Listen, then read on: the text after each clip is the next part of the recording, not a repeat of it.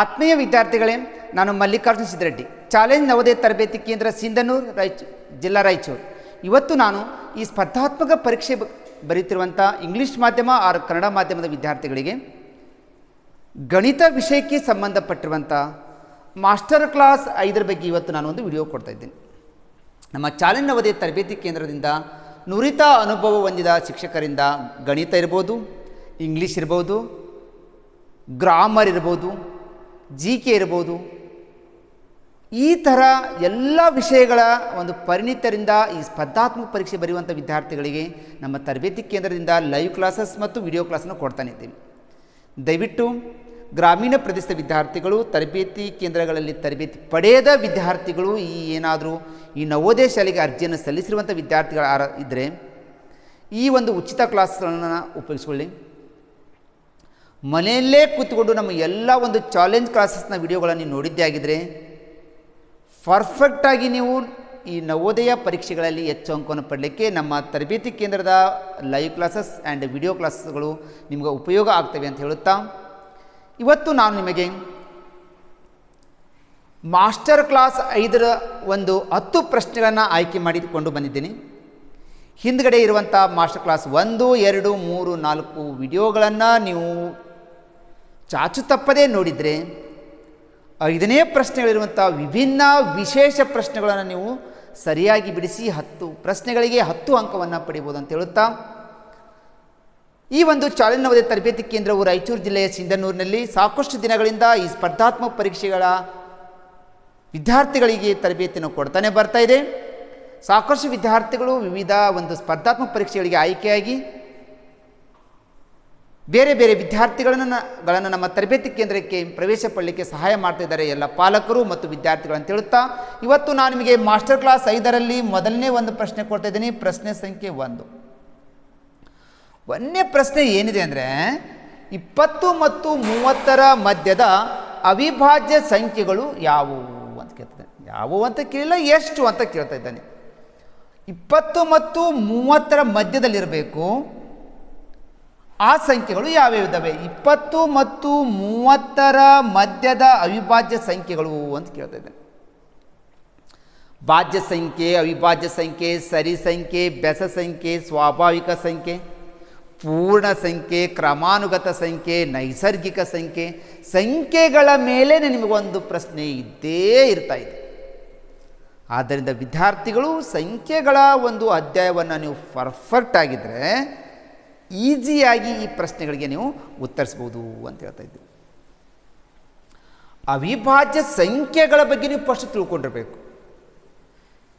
ಕೇವಲ 2 ಅಪವರ್ತನಗಳನ್ನು ಹೊಂದಿರುವಂಥ ಸಂಖ್ಯೆಗಳಿಗೆ ಅವಿಭಾಜ್ಯ ಸಂಖ್ಯೆಗಳು ಅಂತ ಕರಿತೇವೆ. ಅಂದರೆ ಆ ಸಂಖ್ಯೆ 1ರ ಮಗ್ಗಿಂದ ಹೋಗುತ್ತೆ, ಇಲ್ಲಾಂದ್ರೆ ಅದೇ ಮಗ್ಗಿಂದ ಮಾತ್ರ ಹೋಗ್ತಾ ಇರುವಂಥ ಸಂಖ್ಯೆಗಳಿಗೆ ನಾವು ಅವಿಭಾಜ್ಯ ಸಂಖ್ಯೆಗಳು ಅಂತ ಕರಿತೇವೆ. ಆದರೆ 20ರಿಂದ 30ರ ಮಧ್ಯದಲ್ಲಿರುವಂಥ ಅವಿಭಾಜ್ಯ ಸಂಖ್ಯೆಗಳಂದರೆ 20 ಕೂಡ ಭಾಜ್ಯ ಸಂಖ್ಯೆನೇ, 21 ಭಾಜ್ಯ ಸಂಖ್ಯೆ, 22 ಭಾಜ್ಯ ಸಂಖ್ಯೆ, 23 ಇದು ಅವಿಭಾಜ್ಯ ಸಂಖ್ಯೆ, 24 ಕೂಡ ಭಾಜ್ಯ ಸಂಖ್ಯೆ, 25 ಕೂಡ ಭಾಜ್ಯ ಸಂಖ್ಯೆ, 26, 27, 28 ಭಾಜ್ಯ ಸಂಖ್ಯೆ, 29 ಇದು ಕೂಡ ಅವಿಭಾಜ್ಯ ಸಂಖ್ಯೆ ಮಾತ್ರ, 30 ಕೂಡ ಅದು ಭಾಜ್ಯ ಸಂಖ್ಯೆ. ಅವನಂತರ 20 ಮತ್ತು 30ರ ಮಧ್ಯದಲ್ಲಿರುವಂಥ ಅವಿಭಾಜ್ಯ ಸಂಖ್ಯೆಗಳು ಎಷ್ಟು ಅಂತಂದರೆ 2 ಇದ್ದಾವೆ. ಅವು ಯಾವ್ಯಾವ ಅಂದ್ರೆ 23, 29 ಟೋಟಲ್ ಇರಬೇಕಾದ ಸಂಖ್ಯೆಗಳು ಎಷ್ಟಂದರೆ 2 ಇದ್ದಾವೆ. ಆಯ್ಕೆ ಸಂಖ್ಯೆ ಯಾವುದಿಲ್ಲಿ 3 ಸರಿಯಾದ ಉತ್ತರ ಆಗುತ್ತೆ. ಓಕೆ ವಿದ್ಯಾರ್ಥಿಗಳೇ, ಈ ಥರ ಸಂಖ್ಯೆಗಳ ಬಗ್ಗೆ ನೀವು ಸರಿಯಾಗಿ ಅರ್ಥ ಮಾಡಿಕೊಳ್ಳಿ, ಪರ್ಫೆಕ್ಟಾಗಿ ತಿಳ್ಕೊಳ್ಳಿ. ಸಂಖ್ಯೆಗಳ ಮೇಲೆ ಯಾವುದೇ ಪ್ರಶ್ನೆಗಳನ್ನು ಬಂದರೂ ಕೂಡ ಈಸಿಯಾಗಿ ಉತ್ತರಿಸ್ರಿ ಅಂತ ಹೇಳ್ತಾ ಇದ್ದೀನಿ. 20 ಮತ್ತು 30ರ ಮಧ್ಯದ ಅವಿಭಾಜ್ಯ ಸಂಖ್ಯೆಗಳು ಎಷ್ಟು ಇದ್ದಾವೆ ಅಂದರೆ ಒಟ್ಟು ಟೋಟಲ್ ಆಗಿ 2 ಇದ್ದಾವೆ. ಓಕೆ ವಿದ್ಯಾರ್ಥಿಗಳೇ, ಹಾಗಾದ್ರೆ ನೆಕ್ಸ್ಟ್ ಪ್ರಶ್ನೆ ಕೊಡ್ತಾ ಇದ್ದೀನಿ. ನೆಕ್ಸ್ಟ್ ಪ್ರಶ್ನೆಯ ಉತ್ತರವನ್ನು ಕಮೆಂಟ್ ಬಾಕ್ಸಲ್ಲಿ ಬೇಗನೆ ಹಾಕಿ. ಪ್ರಶ್ನೆ ನೋಡ್ರಿ, 7,502 ಇದನ್ನು ಸಂಖ್ಯೆಯಲ್ಲಿ ಬರೀರಿ ಅಂತ ಕೇಳ್ತಿದ್ದೆ. ಅಕ್ಷರದಲ್ಲಿ ಕೊಟ್ಟು ಸಂಖ್ಯೆಯಲ್ಲಿ ಕೇಳ್ತಾನೆ. ಒಂದೊಂದು ಬಾರಿ ಸಂಖ್ಯೆಯಲ್ಲಿ ಕೊಟ್ಟು ಅಕ್ಷರದಲ್ಲಿ ಬರೆಯಿರಿ ಅಂತ ಕೇಳ್ತಾ ಇದ್ದಾನೆ. ಒಟ್ಟಾರೆಯಾಗಿ ನವೋದಯ ಪರೀಕ್ಷೆಗಳಲ್ಲಿ 20 ಪ್ರಶ್ನೆಗಳನ್ನು ಕೊಟ್ಟಿರ್ತಾರೆ. ಅದರಲ್ಲಿ 16 ಪ್ರಶ್ನೆಗಳು ಸರಳವಾಗಿಯೇ ಇರ್ತವೆ. ಕೇವಲ 4 ಪ್ರಶ್ನೆಗಳು ಮಾತ್ರ ಕ್ಲಿಷ್ಟಕರವಾಗಿರೋದ್ರಿಂದ ನೀವು 16 ಪ್ರಶ್ನೆಗಳನ್ನು, ಸರಳ ಪ್ರಶ್ನೆಗಳನ್ನು ಕರೆಕ್ಟ್ ಅರ್ಥ ಮಾಡಿಕೊಂಡು ಯೋಚನೆ ಮಾಡಿ ಉತ್ತರಿಸಿದರೆ ನಿಮಗಲ್ಲಿ 16 ಅಂಕಗಳು ಸಿಗ್ತವೆ. ಇನ್ನು ಉಳಿದ 4 ಪ್ರಶ್ನೆಗಳನ್ನು ಸರಿಯಾಗಿ ನೀವು ಅರ್ಥ ಮಾಡಿಕೊಂಡ್ರೆ ಔಟ್ ಆಫ್ ಔಟ್ ಅಂಕವನ್ನು ಗಣಿತದಲ್ಲಿ ನೀವು ಪಡಿಬೋದು ಅಂತ ಹೇಳ್ತಾ ಇದ್ದೀನಿ. ನೋಡಿ, ಇಲ್ಲಿ ಫಸ್ಟು ಬಿಡಿ ಸ್ಥಾನ, 10ರ ಸ್ಥಾನ, 100ರ ಸ್ಥಾನ, 1000 ಸ್ಥಾನ, 10,000 ಸ್ಥಾನ, ಲಕ್ಷದ ಸ್ಥಾನ, 10 ಲಕ್ಷದ ಸ್ಥಾನ. ಪ್ರಶ್ನೆ ಏನಾದರೂ ನೀವು ಸ್ಥಾನಗಳ ಬಗ್ಗೆ ನೀವು ತಿಳ್ಕೊಂಡಿದ್ರೆ ಈಸಿಯಾಗಿ ನೀವು ಉತ್ತರವನ್ನು ಬಿಡಿಸ್ಬೋದು. 7 ಲಕ್ಷ, 7 ಲಕ್ಷ, 7 ಲಕ್ಷ ಅಂದರೆ ಲಕ್ಷ ಸ್ಥಾನದಲ್ಲಿ 7 ಬರ್ತೀರಿ. 500 ಅಂತಾನೆ, 500 ಅಂದರೆ 100 ಸ್ಥಾನದಲ್ಲಿ ಬರ್ತೀರಿ. 7,502,000 ಅಂತಾನೆ, 502, 500, 100 ಸ್ಥಾನದಲ್ಲಿ 502 ಸರಿ. ಇನ್ನು ಇಲ್ಲಿ 2 ಸ್ಥಾನಗಳು ಏನೂ ಇಲ್ಲ ಅಂದರೆ ನೀವು 0 ಆಗಬೇಕು ಅಂತ ಅರ್ಥ. 7 ಲಕ್ಷ = 7,05,002 ಇದು ಸರಿ ಆಗ್ತಾ ಇದೆ ಅಂತ ಇಲ್ಲ ಚೆಕ್ ಮಾಡ್ಕೊಳ್ಳಿ. ಸರಿಯಾಗಿ ಸ್ಥಾನಗಳು ಓದ್ಕೊಳ್ರಿ. ಬಿಡಿ 10, 100, 1000, 10,000, ಲಕ್ಷ 7,05,002 ಸರಿಯಾದ ಉತ್ತರ. ಆಯ್ಕೆ ಸಂಖ್ಯೆ ಎ ಇದೆ ಮತ್ತು 1 ಸರಿಯಾದ ಉತ್ತರ ಆಗುತ್ತೆ. ಈ ಥರ ಅಕ್ಷರದಲ್ಲಿ ಕೊಟ್ಟು ಅಂಕಿಯಲ್ಲಿನೂ ಕೂಡ ಆದರೂ ಕೇಳ್ಬೋದು. ಒಂದು ಅಂಕಿಯಲ್ಲಿ ಕೊಟ್ಟು ಅಕ್ಷರದಲ್ಲಿ ಆದರೂ ನಿಮಗೆ ಕೇಳ್ಬೋದು. ಆದ್ದರಿಂದ ವಿದ್ಯಾರ್ಥಿಗಳು ಸರಿಯಾಗಿ ಅಕ್ಷರಗಳನ್ನು ಬರೆಯುವುದನ್ನು ಕಲ್ಕೊಳ್ಳಿ, ಸ್ಥಾನಗಳನ್ನು ಹಾಕುವುದನ್ನು ಕಲ್ಕೊಳ್ಳಿ. ಸರಳವಾದ ಪ್ರಶ್ನೆಗಳನ್ನು ಕೂಡ ನೀವು ಒಂದೊಂದು ಬಾರಿ ತಪ್ಪು ಮಾಡೋದನ್ನು ನೋಡ್ತಾ ಇದ್ದೀವಿ. ದಯವಿಟ್ಟು ಸರಳವಾದ ಪ್ರಶ್ನೆಗಳನ್ನು ತಪ್ಪಬೇಡಿ. ಎಲ್ಲರೂ ಆ ಪ್ರಶ್ನೆಗಳಿಗೆ ಸರಿ ಉತ್ತರ ಕೊಡ್ತಾರೆ ಅಂದರೆ ನೀವು ಕೂಡ ಸರಿಯಾದ ಉತ್ತರವನ್ನು ಕೊಡಲೇಬೇಕು. ಕ್ಲಿಷ್ಟಕರವಾದ ಪ್ರಶ್ನೆಗಳನ್ನು ಯಾವ ವಿದ್ಯಾರ್ಥಿಗಳು ಸರಿ ಕೊಡ್ತಾರೋ ಅದೇ ವಿದ್ಯಾರ್ಥಿಗಳೇ ಇವತ್ತು ನವೋದಯ ಶಾಲೆಗೆ ಆಯ್ಕೆ ಆಗ್ತಾರೆ ಅಂತ ಹೇಳುತ್ತಾ ನೆಕ್ಸ್ಟ್ ಕೊಡ್ತಾ ಇದ್ದೀನಿ ಪ್ರಶ್ನೆ ಸಂಖ್ಯೆ 3. 3ನೇ ಪ್ರಶ್ನೆ ಏನಿದೆ ನೋಡಿಕೊಳ್ಳಿ. 3ನೇ ಪ್ರಶ್ನೆ ಕೊಡೋದಕ್ಕಿಂತ ಮುಂಚೆ ವಿದ್ಯಾರ್ಥಿಗಳೇ, ನಮ್ಮ ಚಾಲೆಂಜ್ ನವೋದಯ ತರಬೇತಿ ಕೇಂದ್ರ ರಾಯಚೂರು ಜಿಲ್ಲೆಯ ಸಿಂಧನೂರಿನಲ್ಲಿದೆ. ಈ ಒಂದು ಚಾಲೆಂಜ್ ನವೋದಯ ತರಬೇತಿ ಕೇಂದ್ರದಲ್ಲಿ ಪ್ರತಿ ವರ್ಷ ತರಬೇತಿ ಪಡೆಯಲಿಕ್ಕೆ ಬಂದಿರುವಂಥ ವಿದ್ಯಾರ್ಥಿಗಳು ಹೆಚ್ಚು ವಿದ್ಯಾರ್ಥಿಗಳು ಆಯ್ಕೆಯಾಗುವುದು ನವೋದಯ ಶಾಲೆಗೆ ಮತ್ತು ಸೈನಿಕ ಶಾಲೆಗೆ. ನವೋದಯ ಶಾಲೆಗೆ ಮತ್ತು ಸೈನಿಕ ಶಾಲೆಗೆ ವಿಶೇಷವಾಗಿ ಇಲ್ಲಿ ಒಂದು ತರಬೇತಿಯನ್ನು ಕೊಡೋದ್ರಿಂದ ಈ ನವೋದಯ ಶಾಲೆಗೆ ಅಂತ ಓಪನ್ ಆಗಿರುವಂಥ ಹಳ್ಳಿ ಮಕ್ಕಳ ಶಿಕ್ಷಣಾಲಯ ಅಂತ ಪ್ರಸಿದ್ಧವಾಗಿರುವಂಥ ನವೋದಯ ಶಾಲೆಗೆ ನಮ್ಮ ತರಬೇತಿ ಕೇಂದ್ರದಿಂದ ಹೆಚ್ಚು ಮಕ್ಕಳು ಆಯ್ಕೆ ಆಗ್ತಾ ಇದ್ದಾರೆ. ಆಸಕ್ತಿ ಇರುವಂಥ ಪಾಲಕರು ನಿಮ್ಮ ಮಕ್ಕಳನ್ನು ನವೋದಯ ಶಾಲೆಗೆ ತರಬೇತಿಗೆ ಬೇಕಾದರೆ ಒಂದು ಬಾರಿ ನಮ್ಮ ರಾಯಚೂರು ಜಿಲ್ಲೆಯ ಸಿಂಧನೂರಿನಲ್ಲಿರುವಂಥ ಚಾಲೆಂಜ್ ನವೋದಯ ತರಬೇತಿ ಕೇಂದ್ರಕ್ಕೆ ಭೇಟಿ ಕೊಡಿ. ನಮ್ಮ ನವೋದಯ ತರಬೇತಿ ಕೇಂದ್ರ ಬಗ್ಗೆ ಏನಾದರೂ ತಿಳ್ಕೊಬೇಕಾಗಿತ್ತಂದರೆ ಬಸವರಾಜ್ ಸರ್ ನಂಬರ್ ಬೇಕಾದರೆ 9449771212 ನಂಬರಿಗೆ ಕರೆ ಮಾಡಿ. ನನ್ನದೇ ನಂಬರ್ ಮಲ್ಲಿಕಾರ್ಜುನ್ ಚಿತ್ರರೆಡ್ಡಿ ಸರ್ ಜೊತೆ ಮಾತಾಡಬೇಕಾಗಿತ್ತು ಅಂದರೆ 9900206243 ನಂಬರಿಗೆ ಕಾಲ್ ಮಾಡಿ ಅಂತ ಹೇಳುತ್ತಾ, ನಮ್ಮ ರಾಯಚೂರು ಜಿಲ್ಲೆಯ ಸಿಂಧನೂರಿನಲ್ಲಿರುವಂಥ ಚಾಲೆಂಜ್ ನವೋದಯ ತರಬೇತಿ ಕೇಂದ್ರದ ಒಂದು ಉಪಶಾಖೆ ಕೇವಲ ಗ್ರಾಮೀಣ ಪ್ರದೇಶದ ವಿದ್ಯಾರ್ಥಿಗಳಿಗಂತಲೇ ಮಸ್ಕಿಯೆ ತಾಲೂಕಿನ ಗುಡದೂರಿನಲ್ಲಿ ಮಾತ್ರ ನಮ್ಮ ತರಬೇತಿ ಕೇಂದ್ರದ ಬಡ ವಿದ್ಯಾರ್ಥಿಗಳಿಗಾಗಿಯೇ ಒಂದು ಶಾಖೆ ಮಾತ್ರ ಇದೆ. ಅದನ್ನು ಬಿಟ್ಟು ಧಾರವಾಡ ಜಿಲ್ಲೆಯಲ್ಲಿ ನಮ್ಮ ಚಾಲೆಂಜ್ ನವೋದಯ ತರಬೇತಿ ಕೇಂದ್ರ ಇಲ್ಲ, ವಿಜಯಪುರ ಜಿಲ್ಲೆಯ ತಾಳಿಕೋಟೆಯಲ್ಲಿ ನಮ್ಮ ಚಾಲೆಂಜ್ ನವೋದಯ ತರಬೇತಿ ಕೇಂದ್ರ ಇಲ್ಲ, ಬೀದರ್ ಜಿಲ್ಲೆಯಲ್ಲಿ ನಮ್ಮ ಚಾಲೆಂಜ್ ನವೋದಯ ತರಬೇತಿ ಕೇಂದ್ರ ಇಲ್ಲ, ದಾವಣಗೆರೆ ಜಿಲ್ಲೆಯಲ್ಲಿ ನಮ್ಮ ಚಾಲೆಂಜ್ ನವೋದಯ ತರಬೇತಿ ಕೇಂದ್ರ ಇಲ್ಲ, ಚಿತ್ರದುರ್ಗ ಜಿಲ್ಲೆಯ ಮೊಳಕಾಲ್ಮೂರು ತಾಲೂಕಿನ ರಾಂಪುರದಲ್ಲಿಯೂ ಕೂಡ ನಮ್ಮ ಚಾಲೆಂಜ್ ನವೋದಯ ತರಬೇತಿಯ ಉಪಶಾಖೆ ಇರುವುದಿಲ್ಲ. ದಯವಿಟ್ಟು ಪಾಲಕರು ನಮ್ಮ ರಾಯಚೂರು ಜಿಲ್ಲೆಯ ಸಿಂಧನೂರಿನಲ್ಲಿರುವಂಥ ಚಾಲೆಂಜ್ ನವೋದಯ ತರಬೇತಿ ಕೇಂದ್ರಕ್ಕೆ ನಿಮ್ಮ ಮಕ್ಕಳನ್ನು ತರಬೇತಿಯನ್ನು ಪಡೆಯಲಿಕ್ಕೆ ಅಥವಾ ಪ್ರವೇಶನ ಪಡ್ಕೋಬೇಕಾಗಿತ್ತಂದರೆ ಈ ಕೊಟ್ಟಿರುವ ನಂಬರ್ಗಳಿಗೆ ಕರೆ ಮಾಡಿ ಅಂತ ಹೇಳುತ್ತಾ ನೆಕ್ಸ್ಟ್ ಪ್ರಶ್ನೆ ಕೊಡ್ತಾ ಇದ್ದೀನಿ. ಪ್ರಶ್ನೆ ಸಂಖ್ಯೆ 3. 3ನೇ ಪ್ರಶ್ನೆ ನೋಡ್ರಿ ಏನಿದೆ. 3 ಅಂಕಿಗಳ ಗರಿಷ್ಠ ಸಂಖ್ಯೆಯನ್ನು 4 ಅಂಕಿಗಳ ಕನಿಷ್ಠ ಸಂಖ್ಯೆಯಿಂದ ಕಳೆದಾಗ ಬರುವ ಉತ್ತರ ಎಷ್ಟು ಅಂತ ಕೇಳ್ತಾ ಇದ್ದಾನೆ. ಇದು ಈಸಿ.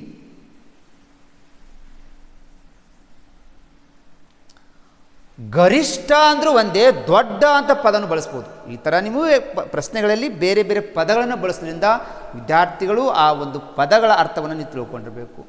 ಏನಂತ ನಾವು 3 ಅಂಕಿಯ ಗರಿಷ್ಠ ಅಂತಾನೆ, 3 ಅಂಕಿಯ ಗರಿಷ್ಠ ಸಂಖ್ಯೆ, 3 ಅಂಕಿಯ ಗರಿಷ್ಠ ಸಂಖ್ಯೆ = ಗರಿಷ್ಠ ಸಂಖ್ಯೆ = 3 ಅಂಕಿಯ ಗರಿಷ್ಠ ಸಂಖ್ಯೆ, 3 ಅಂಕಿಯ ದೊಡ್ಡ ಸಂಖ್ಯೆ 999. 4 ಅಂಕಿಗಳ ಕನಿಷ್ಠ ಸಂಖ್ಯೆ, 4 ಅಂಕಿ ಇದಿರಬೇಕಂತ ಅದು ಕನಿಷ್ಠ ಸಂಖ್ಯೆ, ಕನಿಷ್ಠ ಅಂದರೆ ಚಿಕ್ಕದು. 4 ಅಂಕಿಯ ಕನಿಷ್ಠ ಸಂಖ್ಯೆ, 4 ಅಂಕಿಯ ಚಿಕ್ಕ ಸಂಖ್ಯೆ ಅಂತ ಅರ್ಥ. 4 ಅಂಕಿಯ ಕನಿಷ್ಠ ಸಂಖ್ಯೆ ಕೇಳಿದರೆ ನೀವು ಮೊದಲು 1 ಬರೀರಿ, ಮುಂದೆ 3 ಸೊನ್ನೆಗಳನ್ನು ಹಾಕಿಬಿಟ್ರೆ ನಿಮ್ಗೆ 4 ಅಂಕಿಯ ಚಿಕ್ಕ ಸಂಖ್ಯೆ ಸಿಗುತ್ತೆ. ಪ್ರಶ್ನೆ ಏನಂತ ನಾವು ಕಳೆದಾಗ ಬರುವ ಉತ್ತರ ಅಂತೆ. ಅಂದರೆ 4 ಅಂಕಿಯ ಕನಿಷ್ಠ ಸಂಖ್ಯೆಯಲ್ಲಿ 3 ಅಂಕಿಯ ಗರಿಷ್ಠ ಸಂಖ್ಯೆಯನ್ನು ಕಳೀರಿ ಅಂತಾನೆ. ಸ್ಥಾನಕ್ಕೆ ಕರೆಕ್ಟ್ ಹಚ್ಚೊಂದು ಕಳೆದು ಬಿಡಬೇಕು. ಇಲ್ಲಿ ಏನಿಲ್ಲ ಅಂದರೆ 0 ಇರುತ್ತೆ. ಓಕೆ ವಿದ್ಯಾರ್ಥಿಗಳೇ, ಈಗ ನೋಡ್ಕೊಳ್ಳಿ. 0ದಲ್ಲಿ 9 ಅಲ್ಲ, ಕ್ಯಾರಿ ತಗೋತೀನಿ, 10 ಆಯಿತು. 10ರಾಗ 9 ಅಂದರೆ 1, ಮತ್ತೆ 9 1 10 ಆಯಿತು. 0ದಲ್ಲಿ 10 ಅಲ್ಲ, ಮತ್ತೆ ಕ್ಯಾರಿ ತಗೋತಾ ಇದ್ದೀನಿ, 10 ಆಯಿತು. 10ರಲ್ಲಿ 10 ಅಂದರೆ 0. 9 1 ಕೂಡಿಸಿ 10, 0ದಲ್ಲಿ 10 ಅಲ್ಲ, ಕ್ಯಾರಿ ತಗೋತೀನಿ, 10 ಆಯಿತು. 10ರಲ್ಲಿ 10 ಅಂದರೆ 0, 1ರಲ್ಲಿ 1 ಅಂದರೆ 0. 3 ಅಂಕಿಗಳ ಗರಿಷ್ಠ ಸಂಖ್ಯೆಯನ್ನು 4 ಅಂಕಿಗಳ ಕನಿಷ್ಠ ಸಂಖ್ಯೆಯಿಂದ ಕಳೆದಾಗ ಬರುವ ಉತ್ತರ ಎಷ್ಟು ಅಂತಂದರೆ ಕೇವಲ ಆನ್ಸರ್ 1 ಬರ್ತಾ ಹೋಗುತ್ತೆ. ಆಯ್ಕೆ ಸಂಖ್ಯೆ 4 ಸರಿಯಾದ ಉತ್ತರ. ಈ ಪ್ರಶ್ನೆಗೆ ಉತ್ತರ 4 ಕೊಟ್ಟಿರುವಂಥ ವಿದ್ಯಾರ್ಥಿಗಳಿಗೆ ನಾನು ನಿಮಗೆಲ್ಲರಿಗೂ ಧನ್ಯವಾದಗಳನ್ನು ಹೇಳಲಿಕ್ಕೆ ಇಷ್ಟಪಡ್ತಾ ಇದ್ದೀನಿ. ಈ ಥರ ವಿದ್ಯಾರ್ಥಿಗಳು ಪ್ರತಿಯೊಂದು ಪ್ರಶ್ನೆಗಳನ್ನು ಅರ್ಥ ಮಾಡಿಕೊಂಡು ಯೋಚನೆ ಮಾಡಿ ನೀವು ಉತ್ತರಿಸಿದ್ದೇ ಆಗಿದ್ದರೆ ಗಣಿತದಲ್ಲಿನೂ ಕೂಡ ನೀವು ಹೆಚ್ಚು ಅಂಕವನ್ನು ಪಡಿಬೋದು ಅಂತ ಹೇಳ್ತಾ ಇದ್ದೀನಿ. ಓಕೆ ವಿದ್ಯಾರ್ಥಿಗಳೇ, ಈ ಒಂದು 3ನೇ ಪ್ರಶ್ನೆಗೆ ಸರಿ ಉತ್ತರ ಕೊಟ್ಟ ವಿದ್ಯಾರ್ಥಿಗಳಿಗೆ ನಿಮಗೆಲ್ಲರಿಗೂ ಥ್ಯಾಂಕ್ಸ್ ಅನ್ನು ಹೇಳುತ್ತಾ ನೆಕ್ಸ್ಟ್ ಪ್ರಶ್ನೆ ಕೊಡ್ತಾ ಇದ್ದೀನಿ. ಪ್ರಶ್ನೆ ಸಂಖ್ಯೆ 4ನೇ ಪ್ರಶ್ನೆ ಏನಿದೆ ನೋಡ್ಕೊಳ್ಳಿ. 2 ಸಂಖ್ಯೆಗಳ ಗುಣಲಬ್ಧ 84. 2 ಸಂಖ್ಯೆಗಳಿದ್ದಾವಂತೆ, ಆ 2 ಸಂಖ್ಯೆಗಳು ಗುಣಿಸಿದರೆ ಅದು 84 ಉತ್ತರ ಬರುತ್ತಂತೆ. ಆ 2 ಸಂಖ್ಯೆಗಳ ಮಸಾಹ ತೆಗೆದ್ರೆ 2 ಬರುತ್ತಂತೆ. ಆ ಸಂಖ್ಯೆಗಳ ಲಸಾಹ ಎಷ್ಟು ಅಂತ ಪ್ರಶ್ನೆ ಕೇಳ್ತಿದ್ದಾನೆ. 2 ಸಂಖ್ಯೆಗಳ ಗುಣಲಬ್ಧ ಕೊಟ್ಟಿದ್ದಾನೆ. 2 ಸಂಖ್ಯೆಗಳ ಗುಣಲಬ್ಧ = ಎಷ್ಟಂತೆ? 84 ಅಂತೆ. ಆ 2 ಸಂಖ್ಯೆಗಳ ಮಸಾಹ ಕೊಟ್ಟಿದ್ದಾನೆ. ಮಸಾಹ = ಎಷ್ಟು? 2 ಅಂತೆ. ಪ್ರಶ್ನೆ ಏನು ಕೇಳ್ತಾ ಇದ್ದಾನೆ? ಲಸಾಹ ಎಷ್ಟು? Very easy. ಇದು ಲಸಾಹ ಮಸಾದ ಮೇಲೆ ಇರುವಂಥ ಒಂದು ಅಧ್ಯಾಯದ ಮೇಲೆ ಪ್ರಶ್ನೆ. 2 ಸಂಖ್ಯೆಗಳ ಗುಣಲಬ್ಧ ಕೊಟ್ಟಾನ, ಅದರ ಒಂದು ಸಂಖ್ಯೆ ಮಸಾ ಕೊಟ್ಟಿದ್ದಾನೆ, ಲಸಾಹ ಕೇಳ್ತಾ ಇದ್ದಾನೆ. ವಿದ್ಯಾರ್ಥಿಗಳೇ ವೆರಿ ಈಸಿ ಇದು. ಈ ಥರ ಪ್ರಾಬ್ಲಮ್ ಕೇಳಿದರೆ ಲಸಾಹ = 2 ಸಂಖ್ಯೆಗಳ ಗುಣಲಬ್ಧ. 2 ಸಂಖ್ಯೆಗಳ ಗುಣಲಬ್ಧ 84 ಡಿವೈಡೆಡ್ ಬೈ ಮಸಾಹ. ಮಸಾಹ = 2. ಈಗ ಅಂಶ ಮತ್ತು ಛೇದವನ್ನು 2 ಒಂದೇ ಮಗ್ಗಿಂದ ನಾವು ಕ್ಯಾನ್ಸಲ್ ಮಾಡಿಬಿಡೋಣ. 2ರ ಮಗ್ಗಿ ಬರ್ತಾ ಇದೆ ಅಲ್ವಾ? 2 1 2, 2 4 8, 2 2 4. ಲಸಾಹ = 42 ಸರಿಯಾದ ಉತ್ತರ. ಆಯ್ಕೆ ಸಂಖ್ಯೆ 4 ಸರಿಯಾಗುತ್ತೆ.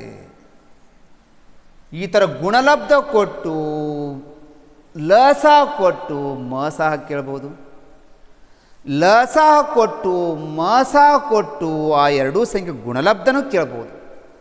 ಯಾವ ಟೈಪ್ದಲ್ಲಿ ನಿಮಗೆ ಈ ಒಂದು ಪ್ರಶ್ನೆಯನ್ನು ಕೇಳಿದರೂ ಕೂಡ ವಿದ್ಯಾರ್ಥಿಗಳನ್ನು ಉತ್ತರಿಸಬೇಕಾಗಿದ್ದರೆ ಪ್ರತಿ ಅಧ್ಯಾಯಗಳ ಬಗ್ಗೆ ನೀವು ಸಂಪೂರ್ಣವಾಗಿ ತಿಳ್ಕೊಂಡಿದ್ರೆ ಮಾತ್ರ ನೀವು ಎಲ್ಲ ಪ್ರಶ್ನೆಗಳನ್ನು ನೀವು ಸರಿಯಾಗಿ ಉತ್ತರಿಸಲಿಕ್ಕೆ ಸಾಧ್ಯ ಆಗ್ತಾ ಹೋಗುತ್ತೆ. ಹಾಗಾದರೆ ವಿದ್ಯಾರ್ಥಿಗಳೇ, ಈ ಪ್ರಶ್ನೆ ನಿಮಗೆ ಪೂರ್ಣವಾಗಿ ಅರ್ಥ ಆಗಿದೆ ಅಂತ ನಾನು ತಿಳ್ಕೊತಿದ್ದೀನಿ. ನಾನು ನಿಮಗೆ ಈ ಒಂದು ಕ್ಲಾಸನ್ನು ಕೊಡ್ತಾ ಇರೋದು ಯಾವುದೂ ಒಂದು ನಿಮಗಿಂದ ಫೀಸನ್ನು ತೆಗೆದುಕೊಳ್ಳೋದಿಲ್ಲ, ಹಣವನ್ನು ತೆಗೆದುಕೊಂಡಿಲ್ಲ, ಗುರು ಕಾಣಿಕೆಯನ್ನು ತೆಗೆದುಕೊಳ್ಳೋದಿಲ್ಲ.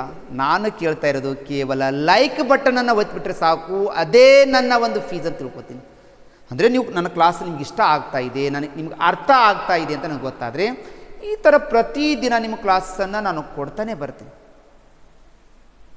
ನನ್ನ ಕ್ಲಾಸಸ್ ಇಷ್ಟ ಆಗಿದ್ದರೆ ನೀವು ಬೇರೆ ಬೇರೆ ಗ್ರೂಪ್ಗಳಿಗೆ ಲಿಂಕನ್ನು ಶೇರ್ ಮಾಡಿ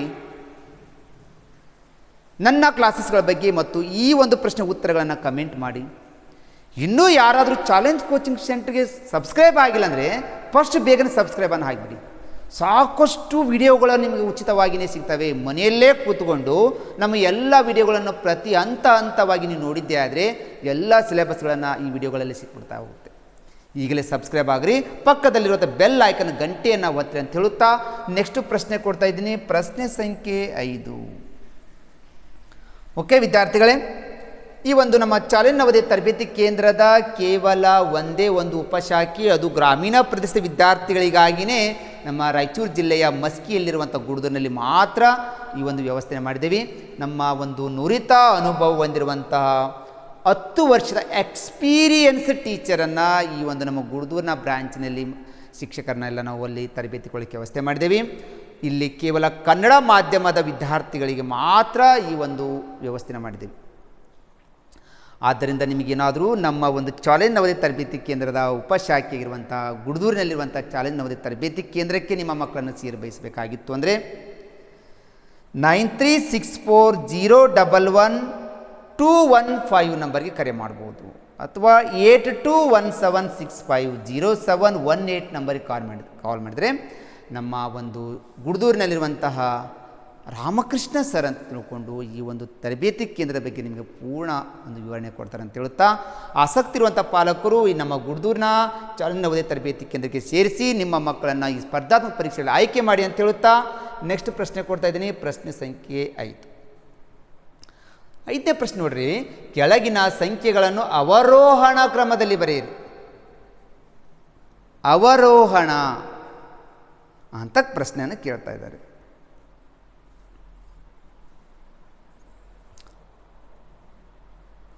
ಇಲ್ಲಿ ನೋಡ್ರಿ, ಬಿಡಿ 10, 100, 1000, 10,000, ಲಕ್ಷ, 4,234, 4,23,001, 4,03,320. ಇದನ್ನು ಅವರೋಹಣ, ಆರೋಹಣ, ಅವರೋಹಣ, ಏರಿಕೆ ಕ್ರಮ, ಇಳಿಕೆ ಕ್ರಮ, ಅಸೆಂಡಿಂಗ್ ಆರ್ಡರ್, ಡಿಸೆಂಡಿಂಗ್ ಆರ್ಡರ್ ಅಂತ ಕೊಡ್ತಾನೆ. ಒಂದು ಪ್ರಶ್ನೆ ನಿಮಗೆ ಮುರಾರ್ಜಿಯಲ್ಲಿ, ಆದರ್ಶ, ನವೋದಯ, ಸೈನಿಕ, ಮಿಲಿಟ್ರಿ ಯಾವುದೇ ಎಕ್ಸಾಮ್ಗಳಲ್ಲಿ ಹೋಗಿ ಒಂದು ಪ್ರಶ್ನೆ ಇದ್ದೇ ಇರ್ತಾ ಇದೆ. ಈ ಪ್ರಶ್ನೆಯು ದಶಮಾಂಶದಲ್ಲಿ ಇರ್ಬೋದು, ಭಿನ್ನ ರಾಶಿಯಲ್ಲಿ ಆದರೂ ಇರ್ಬೋದು. ವಿದ್ಯಾರ್ಥಿಗಳು ಈ ಪ್ರಶ್ನೆಗೆ ಬೇಗನೆ ಉತ್ತರವನ್ನು ಕಮೆಂಟ್ ಬಾಕ್ಸ್ನಲ್ಲಿ ಹಾಕಿ.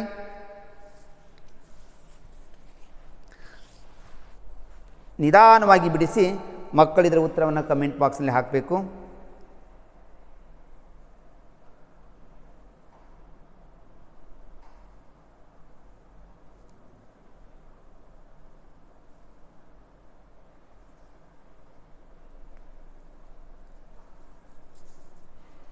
ಫಾಸ್ಟ್ ವಿದ್ಯಾರ್ಥಿ ಕಳಿಸಲಿಕ್ಕೆ ವ್ಯವಸ್ಥೆ ಮಾಡಿ.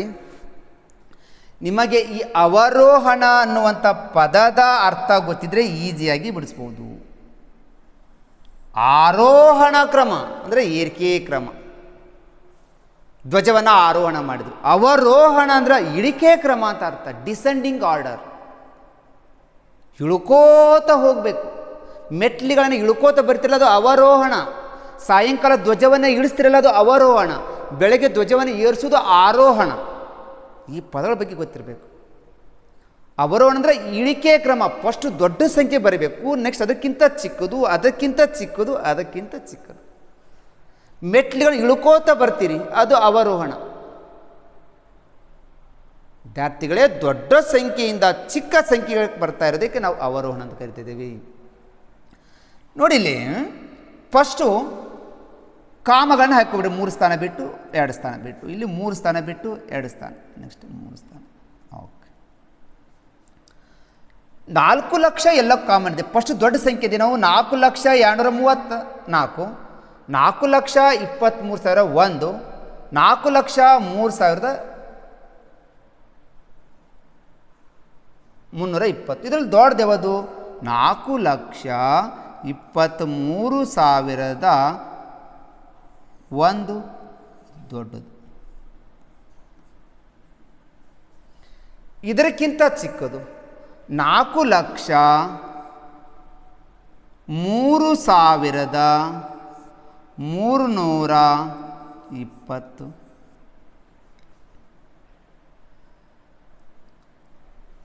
ನೆಕ್ಸ್ಟ್ 4,234.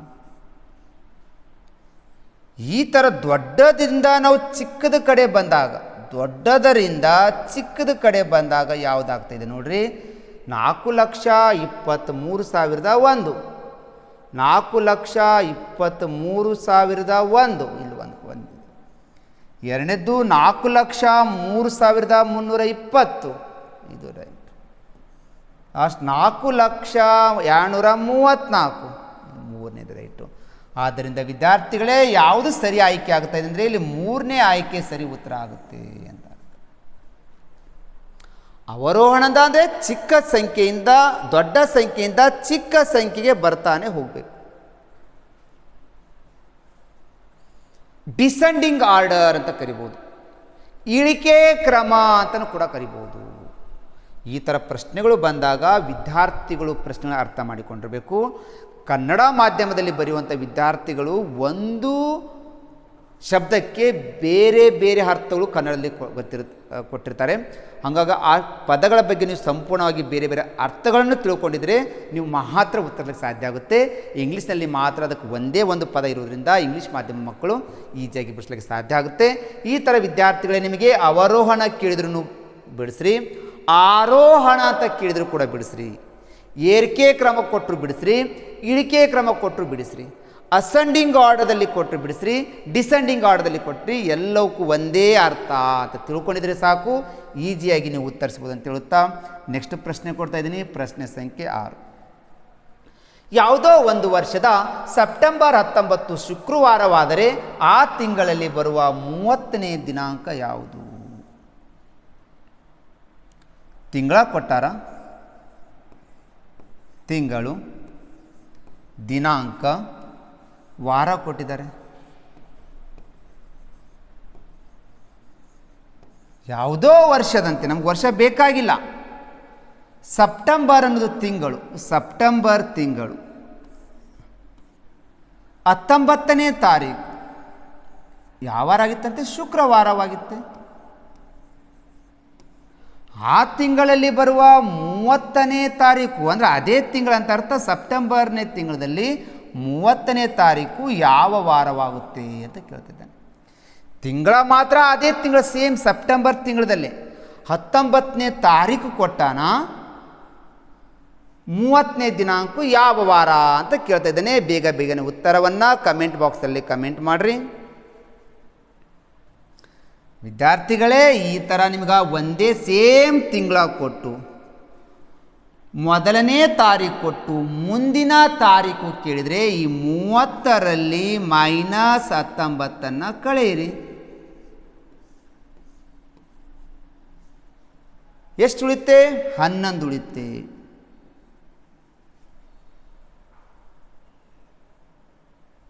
ಈ 11 ಏನು ಮಾಡಿ ನೀವು ಈಜಿಗೆ ಡೈರೆಕ್ಟ್ ಉತ್ತರವನ್ನು ಸಿಗಬೇಕಾದ್ರೆ ಈ 11 ವಾರಗಳು 7ರಿಂದ ಭಾಗಿಸ್ಬಿಡಿ. 7 ಒಂದಲೇ 7, 11ರಾಗ 7 ಹೋದರೆ 4 ಉಳಿತಾ ಇದೆ, ಶೇಷ 4 ಉಳಿತಾ ಇದೆ. ಈ ಶೇಷ ಇಂಪಾರ್ಟೆಂಟು. ಈಗ ಏನು ಮಾಡಬೇಕಂದ್ರೆ ನೀವು ಅಷ್ಟು ದಿನವನ್ನು ಗೆರೆನ ಹೊಡ್ಕೊಂಬಿಡಿ. 1 2 3 4 30ರಲ್ಲಿ 19 ಕಳೆದ್ರೆ 11 ಉಳಿತು. 11 ದಿನ ನೀವು ಮುಂದಕ್ಕೆ ಹೋಗಬೇಕು, ಸಂಖ್ಯೆ ಭಾಳ ಆಗ್ತಾ ಇದೆ. ಅದಕ್ಕೇನು ಮಾಡಿರಿ, ವಾರಗಳು 7 ಇರೋದ್ರಿಂದ ಈ 11 ಅನ್ನುವ ಸಂಖ್ಯೆಗೆ 7ರಿಂದ ಭಾಗಿಸಿದ್ರೆ 4 ಶೇಷ ಉಳಿತು.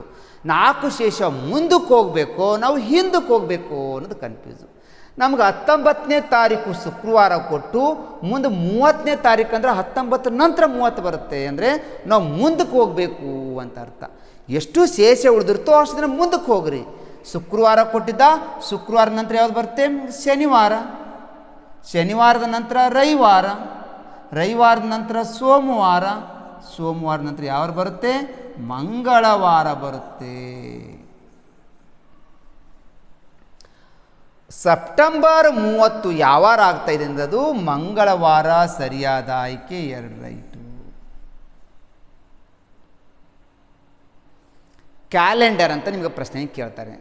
ಅಳತೆ ಮಾನಗಳಲ್ಲಿ ಆದರೂ ನಿಮ್ಗೆ ಕೂಡ ಈ ಪ್ರಶ್ನೆಗಳು ಕೇಳೋದಕ್ಕೆ ಚಾನ್ಸಸ್ ಇದೆ. ಆದ್ದರಿಂದ ವಿದ್ಯಾರ್ಥಿಗಳು ಈ ಥರ ಪ್ರಶ್ನೆಗಳು ಬಂದರೆ, ಒಂದೇ ತಿಂಗಳ ಬಂದರೆ ಯಾವ ರೀತಿ ಉತ್ತರಿಸ್ಬೇಕು, ಬೇರೆ ಬೇರೆ ತಿಂಗಳ ಬಂದರೆ ಹೆಂಗೆ ಉತ್ತರಿಸ್ಬೇಕು, ಬೇರೆ ಬೇರೆ ವರ್ಷ ಕೊಟ್ಟರೆ ಹೆಂಗೆ ಉತ್ತರಿಸ್ಬೇಕು, ಮುಂದಿನ ತಿಂಗಳು ಕೇಳಿದ್ರೆ ಹೆಂಗೆ ಉತ್ತರಿಸ್ಬೇಕು, ಹಿಂದಿನ ತಿಂಗಳು ಕೇಳಿದ್ರೆ ಹೆಂಗೆ ಉತ್ತರಿಸ್ಬೇಕು, ಮುಂದಿನ ದಿನ ಕೇಳಿದ್ರೆ ಹೆಂಗೆ ಉತ್ತರಿಸ್ಬೇಕು, ಹಿಂದಿನ ದಿನ ಕೇಳಿದ್ರೆ ಹೆಂಗೆ ಉತ್ತರಿಸ್ಬೇಕು, ಮುಂದಿನ ವರ್ಷ, ಹಿಂದಿನ ವರ್ಷ, ಈ ಟೈಪ್ದಲ್ಲಿ ಪ್ರಶ್ನೆ ಕೇಳ್ತಾನೆ ಬರ್ತಾರೆ. ವಿದ್ಯಾರ್ಥಿಗಳು ಸ್ಕಿಪ್ ಮಾಡದೆ ಪದೇ ಪದೇ ಪದೇ ಕ್ಲಾಸನ್ನು ನೋಡಿಕೊಡ್ರಿ, ಅರ್ಥ ಮಾಡಿಕೊಡ್ರಿ ಅಂತ ಹೇಳುತ್ತಾ, ನಮ್ಮ ಒಂದು ಚಾಲೆಂಜ್ ನವೋದಯ ತರಬೇತಿ ಕೇಂದ್ರಕ್ಕೆ ಏನಾದರೂ ಅರ್ಜಿ ಸಲ್ಲಿಸಿದ್ದೇವೆ ಸರ್, ನಮ್ಮ ಮಕ್ಕಳಿಗೆ ಆಲ್ರೆಡಿ ಬೇಸಿಕ್ ಇದೆ, ನಮ್ಮ ಮಕ್ಕಳನ್ನ ಈ ಒಂದು ತರಬೇತಿ ಕೇಂದ್ರಕ್ಕೆ ಸೇರಿಸಬೇಕಾಗಿತ್ತು ಅಂತ ಅನಿಸಿದಾಗಿದ್ದರೆ 9449771212 ನಂಬರಿಗೆ ಕರೆ ಮಾಡಿ, ಅಥವಾ 9900206243 ನಂಬರಿಗೆ ಕರೆ ಮಾಡಿ ಅಂತ ಹೇಳ್ತಾ, ಈ ಪ್ರಶ್ನೆಯನ್ನು ನಿಮ್ಗೆ ಅರ್ಥ ಆಗಿದ್ದರೆ ಬೇಗನೆ ವಿದ್ಯಾರ್ಥಿಗಳು ಲೈಕ್ ಬಟನ್ ಒತ್ತಿರಿ ಅಂತ ಹೇಳುತ್ತಾ, ನಿಮ್ಮ ಉತ್ತರಗಳನ್ನು ಕಮೆಂಟ್ ಬಾಕ್ಸಲ್ಲಿ ಉತ್ತರಿಸ್ರಿ ಅಂತ ಹೇಳುತ್ತಾ, ನಮ್ಮ ಒಂದು ರಾಯಚೂರು ಜಿಲ್ಲೆಯ ಸಿಂಧನೂರಿನಲ್ಲಿರುವಂಥ ಚಾಲೆಂಜ್ ನವೋದಯ ತರಬೇತಿ ಕೇಂದ್ರವನ್ನೇ ನಿಮ್ಮ ಮಕ್ಕಳಿಗೆ ಯಾಕೆ ಆಯ್ಕೆ ಮಾಡಿಕೊಳ್ಬೇಕು ಅನ್ನಲಿಕ್ಕೆ ಸ್ವಲ್ಪ ಒಂದಿಷ್ಟು ಪಾಯಿಂಟನ್ನು ಹೇಳ್ತಾ ಇದ್ದೀನಿ. ನಮ್ಮ ಒಂದು ನವೋದಯ ತರಬೇತಿ ಕೇಂದ್ರವು ಕರ್ನಾಟಕದಲ್ಲಿರುವಂಥ ಎಲ್ಲ ತರಬೇತಿ ಕೇಂದ್ರದಲ್ಲಿರುವಂಥ ಸೌಲಭ್ಯಗಳು ಕೂಡ ನಮ್ಮ ತರಬೇತಿ ಕೇಂದ್ರದಲ್ಲಿ ಇದ್ದಾವೆ. ಏನೇನು ವ್ಯವಸ್ಥೆ ಇದ್ದಾವೆ ಅಂದರೆ, ಸುಸಜ್ಜಿತವಾದ ಶಾಲಾ ಕಟ್ಟಡವನ್ನು ಕೊಟ್ಟಿದ್ದೀವಿ. ಗರ್ಲ್ಸಿಗೆ ಮತ್ತು ಬಾಯ್ಸಿಗೂ, ಇಂಗ್ಲೀಷ್ ಮಾಧ್ಯಮ ಮತ್ತು ಕನ್ನಡ ಮಾಧ್ಯಮದ ಮಕ್ಕಳಿಗೆ ಏನು ಮಾಡಿದ್ದೀವಿ, ಒಳ್ಳೆಯ ವ್ಯವಸ್ಥೆ ಇರುವಂಥ ಕ್ಲಾಸ್ ರೂಮ್ಗಳನ್ನ ವ್ಯವಸ್ಥೆ ಮಾಡಿದ್ದೀವಿ. ರಾಜ್ಯದಲ್ಲಿಯೇ ಹೆಸರು ಮಾಡಿದ ಶಿಕ್ಷಕರಿಂದ ಪಾಠ ಬೋಧನೆ. ಆಲ್ರೆಡಿ ಕರ್ನಾಟಕದಲ್ಲಿ ಒಂದು ತರಬೇತಿ ಕೇಂದ್ರಗಳಲ್ಲಿ ಏನು ತರಬೇತಿಯನ್ನು ಕೊಟ್ಟುವಂಥ ಬೇರೆ ಬೇರೆ ತರಬೇತಿದಾರರನ್ನು ಕರೆಸಿ ಅವರಿಗೆ ಒಳ್ಳೆಯ ಆಕರ್ಷಕ ಸಂಬಳನ ಕೊಟ್ಟು ಆ ಶಿಕ್ಷಕರಿಂದ ನಾವು ಪಾಠವನ್ನು ಈ ಮಕ್ಕಳಿಗೆ ಮಾಡಲಿಕ್ಕೆ ವ್ಯವಸ್ಥೆ ಮಾಡಿದ್ದೀವಿ. ಪ್ರತಿ ಇಂಗ್ಲೀಷ್ ಮಾಧ್ಯಮ ಇರ್ಬೋದು, ಕನ್ನಡ ಮಾಧ್ಯಮ ಇರ್ಬೋದು, ಬಾಲಕಿಯರಿಗಿರ್ಬೋದು, ಅವರಿಗೆಲ್ಲ ಡಿಜಿಟಲ್ ಕ್ಲಾಸಸ್ಗಳ ಮೂಲಕನೇ ನಾವು ತರಬೇತಿಯನ್ನು ಕೊಡಲಿಕ್ಕೆ ವ್ಯವಸ್ಥೆ ಮಾಡಿದ್ದೀವಿ. ಈ ಥರ ಎಷ್ಟು ಕ್ಲಾರಿಟಿ ಕ್ಲಿಯರ್ ಆಗಿದೆ, ಎಲ್ಲ ಮಕ್ಕಳಿಗೂ ಕೂಡ ಇದೇ ಥರ ತರಬೇತಿಯನ್ನು ಕೊಡಲಿಕ್ಕೆ ನಮ್ಮ ತರಬೇತಿ ಕೇಂದ್ರದಲ್ಲಿ ವ್ಯವಸ್ಥೆ ಮಾಡಿದ್ದೀವಿ. ಕಲಿಕೆಯಲ್ಲಿ ಹಿಂದುಳಿದ ಮಕ್ಕಳಿಗೆ 0 to ಜೀನಿಯಸ್ ಬ್ಯಾಚ್ ಮೂಲಕ ಮಕ್ಕಳನ್ನು 100% ಪ್ರತಿಭಾವನ್ನು ಆಗಿಸಲಿಕ್ಕೇನೆ ಸರ್, ಬರೇ ಪ್ರತಿಭಾವಂತ ವಿದ್ಯಾರ್ಥಿಗಳನ್ನು ತೆಗೆದುಕೊಳ್ತಾರೆ, ಅತಿ ಹೆಚ್ಚು ಮಕ್ಕಳನ್ನು ಸೆಲೆಕ್ಷನ್ ಮಾಡ್ತಾರಾ ಅನ್ನುವಂಥ ಒಂದು ಪಾಲಕರ ಅಭಿಪ್ರಾಯ ಸಲುವಾಗಿ ಏನು ಮಾಡಿದ್ದೀವಿ, ನಮ್ಮ ಒಂದು ತರಬೇತಿ ಕೇಂದ್ರದಲ್ಲಿ ಒಂದು 80 ಮಕ್ಕಳು 0 ಕಲಿಕೆಯಿಂದ ಕನ್ನಡವನ್ನು ನಿರರ್ಗಳವಾಗಿ ಓದಲಿಕ್ಕೆ ಬರ್ತಾ ಇಲ್ಲ, ಇಂಗ್ಲೀಷ್ಗಳನ್ನು ನಿರರ್ಗಳವಾಗಿ ಓದಲಿಕ್ಕೆ ಬರ್ತಾ ಇಲ್ಲ, ಕೂಡಿಸೋದು, ಕಳೆದು, ಗುಣಿಸೋದು, ಭಾಗಿಸೋ ಮೂಲ ಕ್ರಿಯೆಗಳನ್ನು ಬರದೇ ಇರುವಂಥ 80 ವಿದ್ಯಾರ್ಥಿಗಳನ್ನು ಆಯ್ಕೆ ಮಾಡಿಕೊಳ್ತೀವಿ. ಅವ್ರನ್ನ ಜೀನಿಯಸ್ ಆಗಿ ಏನು ವಿದ್ಯಾರ್ಥಿಗಳು ಇದ್ದಾರಲ್ಲ, ಕನ್ನಡವನ್ನು, ಇಂಗ್ಲೀಷವನ್ನು, ಗಣಿತದ 3 ವಿಷಯಗಳ ಭಯವನ್ನು ಹೋಗಲಾಡಿಸಿ ಸರಳವಾಗಿ ಓದಿಕೊಂಡು ಅರ್ಥ ಮಾಡಿಕೊಳ್ಳಿಕ್ಕೆ ಈ ಥರ 80 ವಿದ್ಯಾರ್ಥಿಗಳನ್ನು ನಮ್ಮ ಒಂದು ಚಾಲೆಂಜ್ ನವೋದಯ ತರಬೇತಿ ಕೇಂದ್ರ ತೆಗೆದುಕೊಂಡು 100% ಅವ್ರನ್ನ ಪ್ರತಿಭಾವಂತರನ್ನು ಆಗಲಿಕ್ಕೆ ನಮ್ಮ ಟೀಮ್ ಕೆಲಸ ಮಾಡುತ್ತೆ. ಬಾಲಕ ಬಾಲಕಿಯರಿಗೆ ಪ್ರತ್ಯೇಕ ಹಾಸ್ಟೆಲ್ ವ್ಯವಸ್ಥೆನ ಕೊಟ್ಟಿದ್ದೀವಿ. ಗರ್ಲ್ಸ್ಗೆ ಸಪ್ರೇಟ್ ಹಾಸ್ಟೆಲು, ಬಾಯ್ಸ್ಗೆ ಸಪ್ರೇಟ್ ಹಾಸ್ಟೆಲು, ಇಂಗ್ಲೀಷ್ ಮೀಡಿಯಮ್ದವರಿಗೆ ಸಪ್ರೇಟು, ಕನ್ನಡ ಮೀಡಿಯಮ್ ಸಪ್ರೇಟು. ಈ ಒಂದು ವ್ಯವಸ್ಥೆಯನ್ನು ನಮ್ಮ ತರಬೇತಿ ಕೇಂದ್ರದಲ್ಲಿದೆ. ಪ್ರತಿ ಕ್ಲಾಸ್ ರೂಮ್ಗಳಲ್ಲಿ, ಗ್ರೌಂಡ್ಗಳಲ್ಲಿ, ಹಾಸ್ಟೆಲ್ಗಳಲ್ಲಿ ಮಕ್ಕಳಿಗೆ CCTV ಅಳವಡಿಸಲಾಗಿದೆ. ಮಕ್ಕಳಿಗೆ ಕುಡಿಯಲಿಕ್ಕೆ ಫಿಲ್ಟರ್ ವಾಟರ್ ಇರ್ಬೋದು, ಹಾಸ್ಟೆಲ್ ಮಕ್ಕಳಿಗೆ ಸ್ನಾನಕ್ಕೆ ಬಿಸಿ ನೀರಿನ ವ್ಯವಸ್ಥೆಯನ್ನು ಕೂಡ ನಮ್ಮ ಚಾಲೆಂಜ್ ನವೋದಯ ತರಬೇತಿ ಕೇಂದ್ರಗಳಲ್ಲಿ ವ್ಯವಸ್ಥೆ ಮಾಡಿದ್ದೀವಿ. ಅದರ ಜೊತೆಗೆ ಮಕ್ಕಳಿಗೆ ಪೌಷ್ಟಿಕವಾದ ಆಹಾರದ ವ್ಯವಸ್ಥೆ ಇರುತ್ತೆ. ವಾರಕ್ಕೊಮ್ಮೆ ಮಕ್ಕಳಿಗೆ ಈ ಕಿರು ಪರೀಕ್ಷೆ ನಡೆಸ್ತೀವಿ. ಮಕ್ಕಳಿಗೆಲ್ಲ ಹಾಸ್ಟೆಲ್ಗಳಲ್ಲಿರುವಂಥ ಮಕ್ಕಳಿಗೆ ಶೌಚಾಲಯದ ವ್ಯವಸ್ಥೆಯನ್ನು ಕೂಡ ಮಾಡಿಕೊಟ್ಟಿದ್ದೀವಿ. ಈ ಥರ ಒಂದು ಮೂಲ ಸೌಲಭ್ಯ ಹೊಂದಿದ ತರಬೇತಿ ಕೇಂದ್ರಗಳಲ್ಲಿ ನಮ್ಮ ತರಬೇತಿಯೂ ಕೇಂದ್ರ ಒಂದಾಗಿದೆ ಅಂತ ಹೇಳುತ್ತಾ ನೆಕ್ಸ್ಟ್ ಪ್ರಶ್ನೆ ಕೊಡ್ತಾ ಇದ್ದೀನಿ. ಪ್ರಶ್ನೆ ಸಂಖ್ಯೆ 7 ನೋಡ್ರಿ, ಇದು ಈ ಟೈಪ್ನಲ್ಲಿ ಸಾಕಷ್ಟು ಬಾರಿ ನಿಮಗೆ ನವೋದಯ ಪರೀಕ್ಷೆಯಲ್ಲಿ ಕೇಳಿದ್ದಾರೆ. ಎರಡು ಅಂಕಿ ಸಂಖ್ಯೆಯ ಅಂಕಿಗಳ ಮೊತ್ತ 10 ಅಂತೆ. ಆ ಸಂಖ್ಯೆಗೆ 18 ಕೂಡಿಸಿದಾಗ ಅಂಕಿಗಳು ವ್ಯತಿರಿಕ್ತ ರಿವರ್ಸ್ ಆಗುತ್ತದೆ. ಆ ಸಂಖ್ಯೆ ಯಾವುದು? ಒಂದನೇ ಆಯ್ಕೆ ಕೊಟ್ಟನ 37 ಅಂತೆ. ಈ 37 ಕೂಡಿಸ್ತೇವೆ. 3 + 7 ಕೂಡಿಸಿದ್ರೆ ಇದ್ರದ್ದು 10 ಬರುತ್ತೆ. ಎರಡನೇ ಆಪ್ಷನ್ ತಗೋತೀವಿ 28 ಅಂತೆ. ಅವು ಎರಡು ಸಂಖ್ಯೆಗಳನ್ನು ಕೂಡಿಸಿದ್ರೆ ಎರಡು ಅಂಕಿಯ ಸಂಖ್ಯೆಗಳ ಅಂಕಿಗಳ ಮೊತ್ತ ಅಂತಾನೆ. 8 + 2 ಕೂಡಿಸಿದ್ರೆ ಇದ್ರದ್ದು 10 ಬರುತ್ತೆ.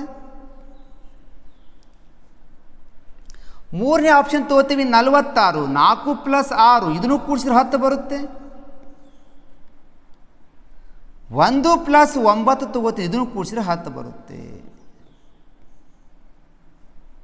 ವಿದ್ಯಾರ್ಥಿಗಳೇ ನೋಡ್ರಿ, ಹಾಗಾದ್ರೆ ಎಲ್ಲಾನು ಕೂಡಿಸಿದ್ರೆ 10 ಬರ್ತಾ ಇದೆ.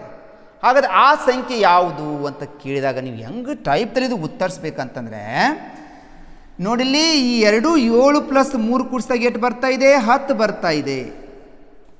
ಓಕೆನಾ? ಅವು ಎರಡು ಸಂಖ್ಯೆಗಳು ಯಾವ್ಯಾವಿದು? = 37. ಈ ಎರಡು ಸಂಖ್ಯೆಗಳು 28. ಈ ಎರಡು ಸಂಖ್ಯೆಗಳು 46. ಈ ಎರಡು ಸಂಖ್ಯೆಗಳು 19. ಮಕ್ಕಳು ನೋಡ್ಕೊಳ್ರಿ, ನಮಗೆ ಈ ಥರ ಪ್ರಶ್ನೆಗಳು ಕೊಟ್ಟಾಗ ಆಯ್ಕೆಗಳ ಮುಖಾಂತರ ನೀವು ಉತ್ತರವನ್ನು ಮಾಡಿದರೆ ಈಸಿಯಾಗಿ ಉತ್ತರಿಸ್ಬೋದು. ನಾನು ಏನು ಮಾಡಿದ್ದೀನಿ, ಕೊಟ್ಟಿರುವಂಥ ಮೊದಲನೇ ಆಯ್ಕೆ 37 ಇತ್ತು. 37 ಕೂಡಿಸಿದ್ರೆ 10 ಬಂತು. 28 ಕೂಡಿಸಿದ್ರೆ 2 + 8 ಕೂಡಿಸಿದ್ರೆ 10 ಬಂತು. 46 4 + 6 ಕೂಡಿಸಿದ್ರೆ 10 ಬಂತು. 19ಕ್ಕೆ 1 + 9 ಕೂಡಿಸಿದ್ರೆ 10 ಬಂತು. ಎಲ್ಲವಕ್ಕೂ 10 ಬಂತು. ಈ ಈಜಿ ಉತ್ತರವನ್ನು ಕಂಡುಹಿಡಬೇಕಂದ್ರೆ ಇಲ್ಲಿ ಕೊಟ್ಟಿರುವ ಸಂಖ್ಯೆಗಳು ಏನಿದಾವಲ್ವಾ, ಈ ಸಂಖ್ಯೆಗಳನ್ನು ಕೂಡಿಸಿದರೆ ಅಂದ್ರೆ ಈ 37 ಅನ್ನುವಂಥ ಸಂಖ್ಯೆಗೆ 37 ಅನ್ನುವ ಸಂಖ್ಯೆ ಇದೆ ಅಲ್ವಾ, ಈ 37 ಅನ್ನುವಂಥ ಸಂಖ್ಯೆಗೆ ಎಷ್ಟನ್ನು ಕೂಡಿಸಂತಾನವ? 18 ಕೂಡಿಸಂತಾನೆ. ಓಕೆ, 28 ಅನ್ನೋದು ಆಯ್ಕೆ ಇದೆ, ಇದಕ್ಕೂ ನಾನು 18 ಕೂಡಿಸ್ತೀನಿ. 46 ಅನ್ನುವ ಸಂಖ್ಯೆ ಇದೆ, ಇದಕ್ಕೆ ನಾನು 18 ಕೂಡಿಸ್ತೀನಿ. 19 ಅನ್ನೋ 4ನೇ ಆಯ್ಕೆ ಇದೆ, ಇದಕ್ಕೆ 18 ಕೂಡಿಸ್ತೀನಿ.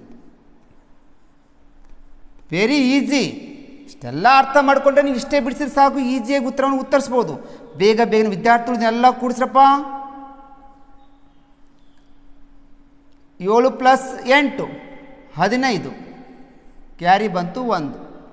3 1 4 4 1 5 55 ಆಗುತ್ತೆ. 8 8 16. ಕ್ಯಾರಿ ಬಂತು 1. 2 1 3 3 1 4 46.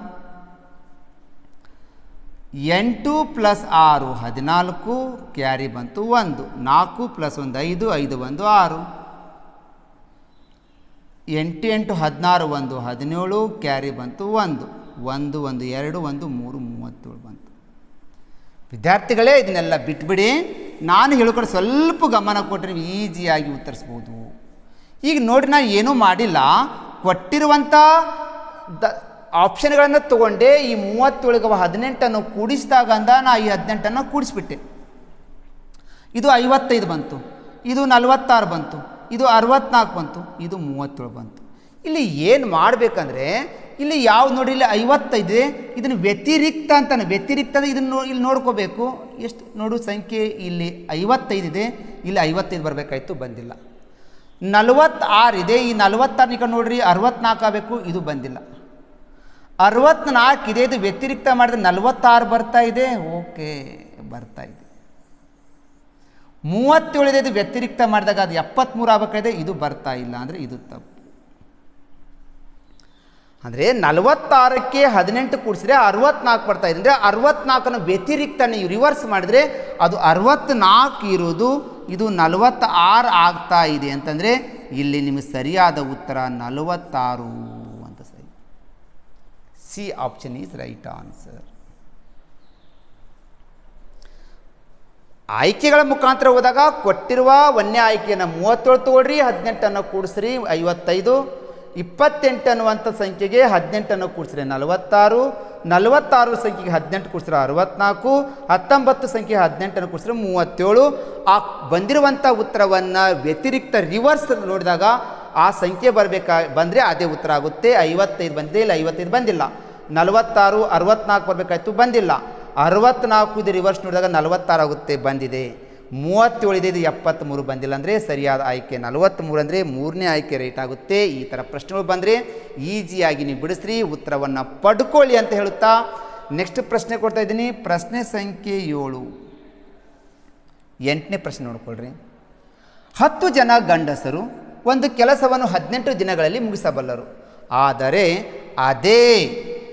ಅದೇ ಕೆಲಸವನ್ನು 15 ಜನ ಗಂಡಸರು ಮುಗಿಸಲು ತೆಗೆದುಕೊಳ್ಳುವ ಕಾಲವೆಷ್ಟು, ಸಮಯವೆಷ್ಟು? ನಿಮಗೆ ಗಂಡಸರು ಕೊಟ್ಟಾರ ಮತ್ತು ದಿನ ಕೊಟ್ಟಿದ್ದಾರೆ. ಮಕ್ಕಳೇ ನೋಡ್ರಿ, ಪ್ರಶ್ನೆ ಕಡೆ ಸ್ವಲ್ಪ ಗಮನ ಕೊಡಿ. 10 ಜನ ಗಂಡಸರದಾರಂತೆ, ಒಂದು ಕೆಲಸ ಮಾಡೋಕೆ 18 ದಿನ ತಗೋತಾರಂತೆ. ಅದೇ ಕೆಲಸ ಮಾಡಲಿಕ್ಕೆ ಕೆಲಸ ಮಾತ್ರ ಬೇರೆ ಇಲ್ಲ, ಅದೇ ಕೆಲಸ ಮಾಡೋಕೆ 15 ಜನರು ಎಷ್ಟು ದಿನವನ್ನು ತೆಗೆದುಕೊಳ್ಳುತ್ತಾರೆ ಅನ್ನೋದು ಪ್ರಶ್ನೆ. ಉತ್ತರವನ್ನು ಬೇಗನೆ ವಿದ್ಯಾರ್ಥಿಗಳು ಕಮೆಂಟ್ ಮಾಡಿ.